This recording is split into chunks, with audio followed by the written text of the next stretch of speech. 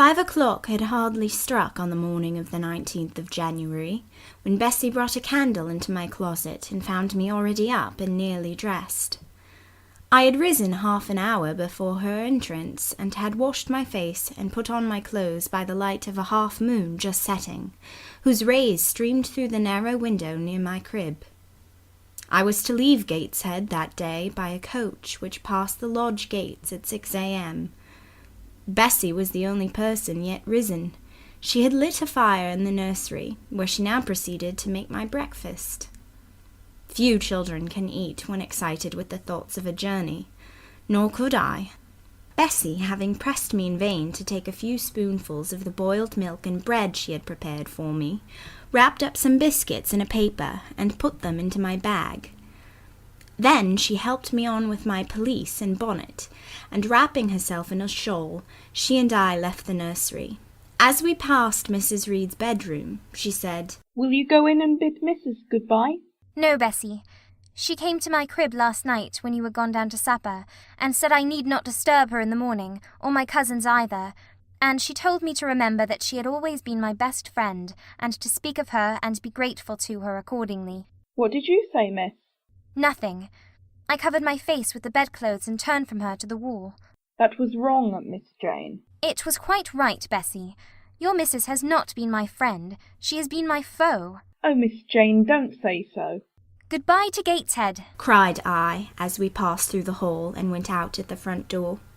The moon was set, and it was very dark. Bessie carried a lantern, whose light glanced on wet steps and gravel roads sodden by a recent thaw. Raw and chill was the winter morning. My teeth chattered as I hastened down the drive.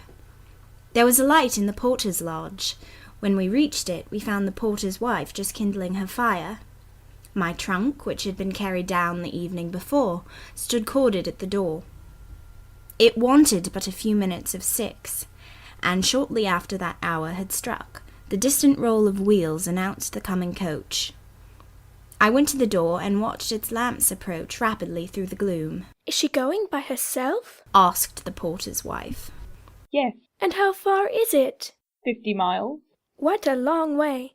I wonder Mrs. Reed is not afraid to trust her so far alone." The coach drew up. There it was at the gates, with its 4 horses and its top laden with passengers. The guard and coachman loudly urged haste. My trunk was hoisted up.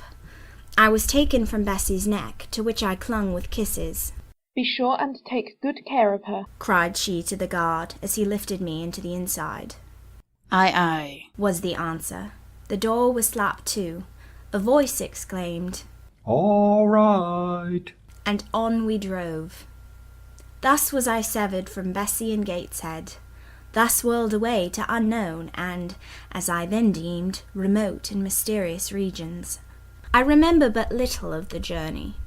I only know that the day seemed to me of a preternatural length, and that we appeared to travel over hundreds of miles of road.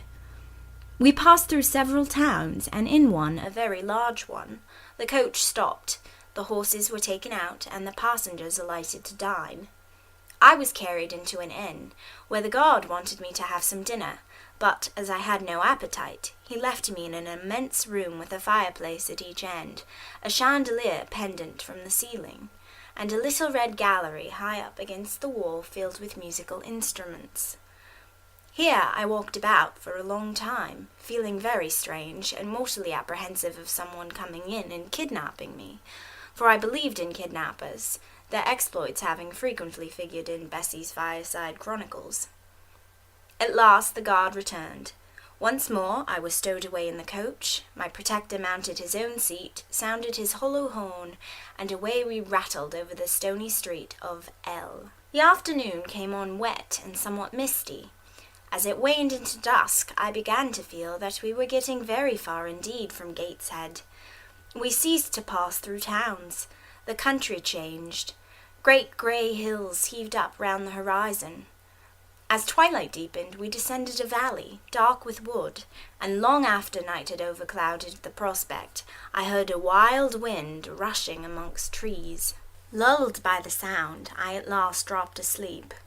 I had not long slumbered when the sudden cessation of motion awoke me. The coach door was open, and a person like a servant was standing at it. I saw her face and dress by the light of the lamps. "Is there a little girl called Jane Eyre here?" she asked. I answered, Yes. and was then lifted out. My trunk was handed down, and the coach instantly drove away. I was stiff with long sitting and bewildered with the noise and motion of the coach. Gathering my faculties, I looked about me. Rain, wind, and darkness filled the air. Nevertheless, I dimly discerned a wall before me and a door open in it. Through this door I passed with my new guide. She shut and locked it behind her. There was now visible a house, or houses, for the building spread far, with many windows and lights burning in some. We went up a broad pebbly path, splashing wet, and were admitted at a door. Then the servant led me through a passage into a room with a fire, where she left me alone. I stood and warmed my numbed fingers over the blaze. Then I looked round.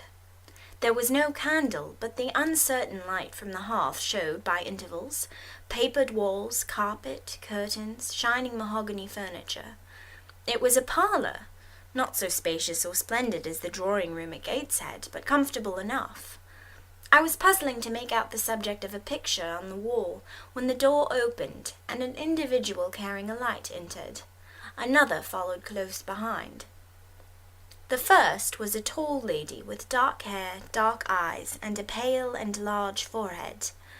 Her figure was partly enveloped in a shawl, her countenance was grave, her bearing erect.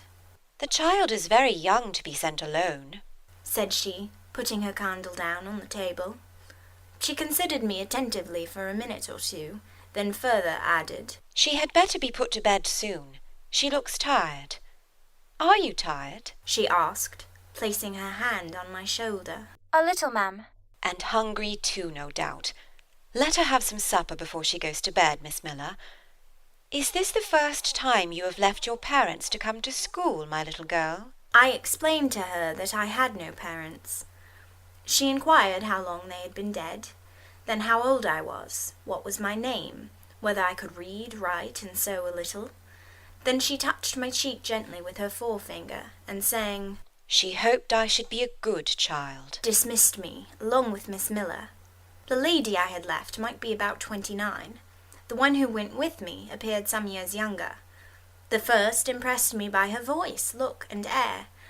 Miss Miller was more ordinary, ruddy in complexion, though of a careworn countenance, hurried in gait and action, like one who had always a multiplicity of tasks on hand. She looked, indeed, what I afterwards found she really was, an under-teacher. Led by her, I passed from compartment to compartment, from passage to passage, of a large and irregular building, till, emerging from the total and somewhat dreary silence pervading that portion of the house we had traversed, we came upon the hum of many voices, and presently entered a wide long room, with great deal tables, two at each end, on each of which burnt a pair of candles, and seated all round on benches a congregation of girls of every age, from 9 or 10 to 20. Seen by the dim light of the dips, their number to me appeared countless, though not in reality exceeding 80. They were uniformly dressed in brown stuff frocks of quaint fashion, and long holland pinafores. It was the hour of study. They were engaged in conning over their tomorrow's task, and the hum I had heard was the combined result of their whispered repetitions. Miss Miller signed to me to sit on a bench near the door. Then walking up to the top of the long room, she cried out, "Monitors, collect the lesson books and put them away." 4 tall girls arose from different tables and, going round, gathered the books and removed them. Miss Miller again gave the word of command. "Monitors, fetch the supper trays." The tall girls went out and returned presently, each bearing a tray with portions of something, I knew not what, arranged thereon, and a pitcher of water and mug in the middle of each tray. The portions were handed round. Those who liked took a draught of the water, the mug being common to all. When it came to my turn, I drank, for I was thirsty, but did not touch the food, excitement and fatigue rendering me incapable of eating. I now saw, however, that it was a thin oaten cake shared into fragments. The meal over, prayers were read by Miss Miller, and the classes filed off, 2 and 2, upstairs. Overpowered by this time with weariness, I scarcely noticed what sort of a place the bedroom was, except that, like the schoolroom, I saw it was very long. Tonight I was to be Miss Miller's bedfellow. She helped me to undress. When laid down, I glanced at the long rows of beds, each of which was quickly filled with 2 occupants. In 10 minutes the single light was extinguished, and amid silence and complete darkness I fell asleep. The night passed rapidly. I was too tired even to dream. I only once woke to hear the wind rave in furious gusts and the rain fall in torrents, and to be sensible that Miss Miller had taken her place by my side. When I again unclosed my eyes, a loud bell was ringing. The girls were up and dressing. Day had not yet begun to dawn, and a rushlight or 2 burned in the room. I too rose reluctantly. It was bitter cold, and I dressed as well as I could for shivering, and washed when there was a basin at liberty, which did not occur soon, as there was but 1 basin to 6 girls on the stands down the middle of the room. Again the bell rang. All formed in file, 2 and 2, and in that order descended the stairs and entered the cold and dimly lit schoolroom. Here prayers were read by Miss Miller. Afterwards she called out, Form classes. A great tumult succeeded for some minutes, during which Miss Miller repeatedly exclaimed, Silence. and Order. when it subsided, I saw them all drawn up in 4 semicircles before 4 chairs placed at the 4 tables. All held books in their hands, and a great book, like a Bible, lay on each table before the vacant seat. A pause of some seconds succeeded, filled up by the low, vague hum of numbers. Miss Miller walked from class to class, hushing this indefinite sound. A distant bell tinkled. Immediately 3 ladies entered the room. Each walked to a table and took her seat. Miss Miller assumed the 4th vacant chair, which was that nearest the door, and around which the smallest of the children were assembled. To this inferior class I was called, and placed at the bottom of it. Business now began. The day's collect was repeated, then certain texts of Scripture were said, and to these succeeded a protracted reading of chapters in the Bible, which lasted an hour. By the time that exercise was terminated, day had fully dawned. The indefatigable bell now sounded for the 4th time. The classes were marshalled and marched into another room to breakfast. How glad I was to behold a prospect of getting something to eat! I was now nearly sick from inanition, having taken so little the day before. The refectory was a great, low-ceiled, gloomy room. On 2 long tables smoked basins of something hot, which, however, to my dismay, sent forth an odour far from inviting. I saw a universal manifestation of discontent when the fumes of the repast met the nostrils of those destined to swallow it. From the van of the procession, the tall girls of the 1st class rose the whispered words, Disgusting. The porridge is burnt again. Silence! ejaculated a voice, not that of Miss Miller, but one of the upper teachers, a little and dark personage, smartly dressed, but of somewhat morose aspect, who installed herself at the top of one table, while a more buxom lady presided at the other. I looked in vain for her I had first seen the night before. She was not visible. Miss Miller occupied the foot of the table where I sat, and a strange, foreign-looking, elderly lady, the French teacher, as I afterwards found, took the corresponding seat at the other board. A long grace was said, and a hymn sung. Then a servant brought in some tea for the teachers, and the meal began. Ravenous and now very faint, I devoured a spoonful or 2 of my portion without thinking of its taste. But the first edge of hunger blunted, I perceived I had got in hand a nauseous mess. Burnt porridge is almost as bad as rotten potatoes. Famine itself soon sickens over it. The spoons were moved slowly. I saw each girl taste her food and try to swallow it, but in most cases the effort was soon relinquished. Breakfast was over, and none had breakfasted. Thanks being returned for what we had not got, and a second hymn chanted, the refectory was evacuated for the schoolroom. I was one of the last to go out, and in passing the tables, I saw one teacher take a basin of the porridge and taste it. She looked at the others. All their countenances expressed displeasure, and one of them, the stout one, whispered, "Abominable stuff! How shameful!" A quarter of an hour passed before lessons again began, during which the schoolroom was in a glorious tumult. For that space of time it seemed to be permitted to talk loud and more freely, and they used their privilege. The whole conversation ran on the breakfast, which one and all abused roundly. Poor things, it was the sole consolation they had. Miss Miller was now the only teacher in the room. A group of great girls standing about her spoke with serious and sullen gestures. I heard the name of Mr. Brocklehurst pronounced by some lips, at which Miss Miller shook her head disapprovingly, but she made no great effort to check the general wrath. Doubtless she shared in it.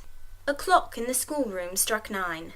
Miss Miller left her circle, and standing in the middle of the room, cried, Silence! To your seats! Discipline prevailed.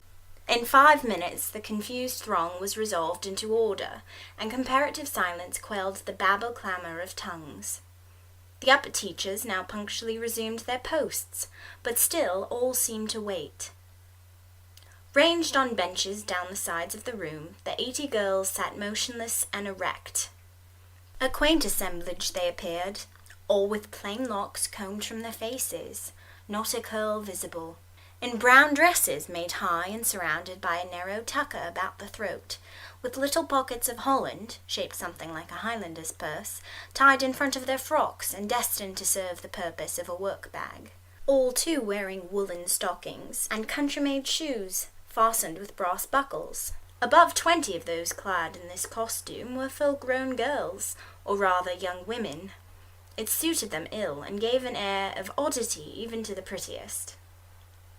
I was still looking at them, and also at intervals examining the teachers, none of whom precisely pleased me, for the stout one was a little coarse, the dark one not a little fierce, the foreigner harsh and grotesque, and Miss Miller, poor thing, looked purple, weather-beaten, and overworked, when, as my eye wandered from face to face, the whole school rose simultaneously, as if moved by a common spring. What was the matter? I had heard no order given. I was puzzled. Ere I had gathered my wits, the classes were again seated, but as all eyes were now turned to one point, mine followed the general direction, and encountered the personage who had received me last night. She stood at the bottom of the long room, on the hearth, for there was a fire at each end. She surveyed the 2 rows of girls silently and gravely. Miss Miller, approaching, seemed to ask her a question, and having received her answer, went back to her place and said aloud, Monitor of the first class, fetch the globes. While the direction was being executed, the lady consulted moved slowly up the room. I suppose I have a considerable organ of veneration, for I retain yet the sense of admiring awe with which my eyes traced her steps. Seen now, in broad daylight, she looked tall, fair, and shapely. Brown eyes with a benignant light in their irids, and a fine pencilling of long lashes round, relieved the whiteness of her large front. On each of her temples her hair, of a very dark brown, was clustered in round curls, according to the fashion of those times, when neither smooth bands nor long ringlets were in vogue. Her dress, also in the mode of the day, was of purple cloth, relieved by a sort of Spanish trimming of black velvet. A gold watch, watches were not so common then as now, shone at her girdle. Let the reader add, to complete the picture, refined features, a complexion, if pale, clear, and a stately air and carriage, and he will have, at least as clearly as words can give it, a correct idea of the exterior of Miss Temple. Maria Temple, as I afterwards saw the name written in a prayer book entrusted to me to carry to church. The superintendent of Lowood, for such was this lady, having taken her seat before a pair of globes placed on one of the tables, summoned the first class round her, and commenced giving a lesson on geography. The lower classes were called by the teachers. Repetitions in history, grammar, etc. went on for an hour. Writing and arithmetic succeeded, and music lessons were given by Miss Temple to some of the elder girls. The duration of each lesson was measured by the clock, which at last struck 12. The superintendent rose. I have a word to address to the pupils, said she. The tumult of cessation from lessons was already breaking forth, but it sank at her voice. She went on, You had this morning a breakfast which you could not eat. You must be hungry. I have ordered that a lunch of bread and cheese shall be served to all. The teachers looked at her with a sort of surprise. It is to be done on my responsibility, she added in an explanatory tone to them, and immediately afterwards left the room. The bread and cheese were presently brought in and distributed, to the high delight and refreshment of the whole school. The order was now given, To the garden. Each put on a coarse straw bonnet with strings of coloured calico and a cloak of grey frieze. I was similarly equipped, and following the stream I made my way into the open air. The garden was a wide enclosure, surrounded with walls so high as to exclude every glimpse of prospect. A covered veranda ran down one side, and broad walks bordered a middle space divided into scores of little beds. These beds were assigned as gardens for the pupils to cultivate, and each bed had an owner. When full of flowers, they would doubtless look pretty, but now, at the latter end of January, all was wintry blight and brown decay. I shuddered as I stood and looked round me. It was an inclement day for outdoor exercise, not positively rainy, but darkened by a drizzling yellow fog. All underfoot was still soaking wet with the floods of yesterday. The stronger among the girls ran about and engaged in active games, but sundry pale and thin ones herded together for shelter and warmth in the veranda, and amongst these, as the dense mist penetrated to the shivering frames, I heard frequently the sound of a hollow cough. As yet I had spoken to no one, nor did anybody seem to take notice of me. I stood lonely enough, but to that feeling of isolation I was accustomed. It did not oppress me much. I leant against a pillar of the veranda, drew my grey mantle close about me, and, trying to forget the cold which nipped me without, and the unsatisfied hunger which gnawed me within, delivered myself up to the employment of watching and thinking. My reflections were too undefined and fragmentary to merit record. I hardly yet knew where I was. Gateshead and my past life seemed floated away to an immeasurable distance. The present was vague and strange, and of the future I could form no conjecture. I looked round the convent-like garden, and then up at the house, a large building, half of which seemed grey and old, the other half quite new. The new part, containing the schoolroom and dormitory, was lit by mullioned and latticed windows, which gave it a church-like aspect. A stone tablet over the door bore this inscription, Lowood Institution. This portion was rebuilt A.D. blank by Naomi Brocklehurst of Brocklehurst Hall in this county. Let your light so shine before men that they may see your good works and glorify your Father which is in heaven. St. Matthew, verse 16. I read these words over and over again. I felt that an explanation belonged to them, and was unable fully to penetrate their import. I was still pondering the significance of institution, and endeavouring to make out a connection between the first words and the verse of Scripture, when the sound of a cough close behind me made me turn my head. I saw a girl sitting on a stone bench near. She was bent over a book, on the perusal of which she seemed intent. From where I stood I could see the title. It was Rasselas, a name that struck me as strange and consequently attractive. In turning a leaf, she happened to look up, and I said to her directly, Is your book interesting? I had already formed the intention of asking her to lend it to me some day. I like it, she answered, after a pause of a second or two, during which she examined me. What is it about? I continued. I hardly know where I found the hardihood thus to open a conversation with a stranger. The step was contrary to my nature and habits, but I think her occupation touched a chord of sympathy somewhere. For I too liked reading, though of a frivolous and childish kind. I could not digest or comprehend the serious or substantial. You may look at it, replied the girl, offering me the book. I did so. A brief examination convinced me that the contents were less taking than the title. Rasselas looked dull to my trifling taste. I saw nothing about fairies, nothing about genii. No bright variety seemed spread over the closely printed pages. I returned it to her, She received it quietly, and without saying anything, she was about to relapse into her former studious mood. Again I ventured to disturb her. Can you tell me what the writing on that stone over the door means? What is Lowood Institution? This house where you all come to live. And why do they call it institution? Is it in any way different from other schools? This is partly a charter school. You and I and all the rest of us are charter children. I suppose you're an orphan, and lost either your father or your mother did. Both died before I can remember. Well, all the girls here have lost either one or both parents, and this is called an institution for educating orphans. Do we pay no money? Do they keep us for nothing? We pay, or our friends pay, £15 a year for each. Then why do they call us charity children? Because £15 is not enough for board and teaching, and a deficiency is supplied by subscription. Who subscribes? Different benevolent-minded ladies and gentlemen in this neighbourhood, and in London. Who was Naomi Brocklehurst? The lady who built the new part of this house has that tablet records, and whose son overlooks and directs everything here. Why? Because he is treasurer and manager of the establishment. Then this house does not belong to that tall lady who wears a watch, and who said we were to have some bread and cheese. To Miss Temple? Oh, no. I wish it did. She has to answer Mr. Brocklehurst for all she does. Mr. Brocklehurst buys all our food and all our clothes. Does he live here?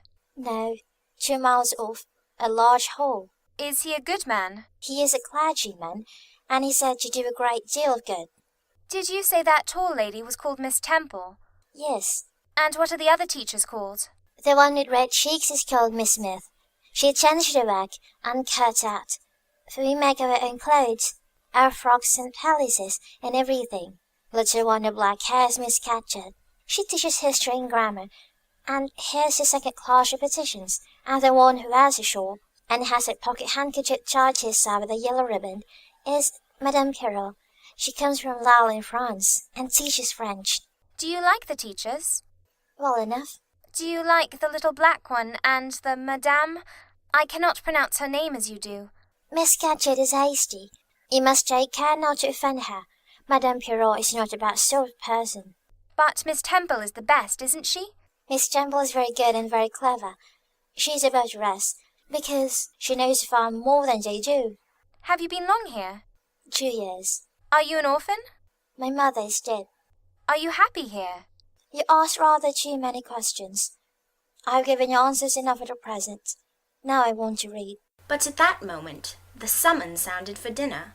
All re-entered the house. The odour which now filled the refectory was scarcely more appetizing than that which had regaled our nostrils at breakfast. The dinner was served in 2 huge tin-plated vessels, whence rose a strong steam, redolent of rancid fat. I found the mess to consist of indifferent potatoes and strange shreds of rusty meat, mixed and cooked together. Of this preparation, a tolerably abundant plateful was apportioned to each pupil. I ate what I could, and wondered within myself whether every day's fare would be like this. After dinner we immediately adjourned to the schoolroom. Lessons recommenced, and were continued till 5 o'clock. The only marked event of the afternoon was that I saw the girl with whom I had conversed in the veranda dismissed in disgrace by Miss Scatcherd from a history class, and sent to stand in the middle of the large schoolroom. The punishment seemed to me in a high degree ignominious, especially for so great a girl. She looked 13 or upwards. I expected she would show signs of great distress and shame, but to my surprise she neither wept nor blushed. Composed, though grave, she stood the central mark of all eyes. How can she bear it so quietly, so firmly? I asked of myself. Were I in her place, it seems to me I should wish the earth to open and swallow me up. She looks as if she were thinking of something beyond her punishment, beyond her situation, of something not round her nor before her. I have heard of daydreams. Is she in a daydream now? Her eyes are fixed on the floor, but I am sure they do not see it. Her sight seems turned in, gone down into her heart. She is looking at what she can remember, I believe, not at what is really present. I wonder what sort of a girl she is, whether good or naughty. Soon after 5 p.m. we had another meal, consisting of a small mug of coffee and half a slice of brown bread.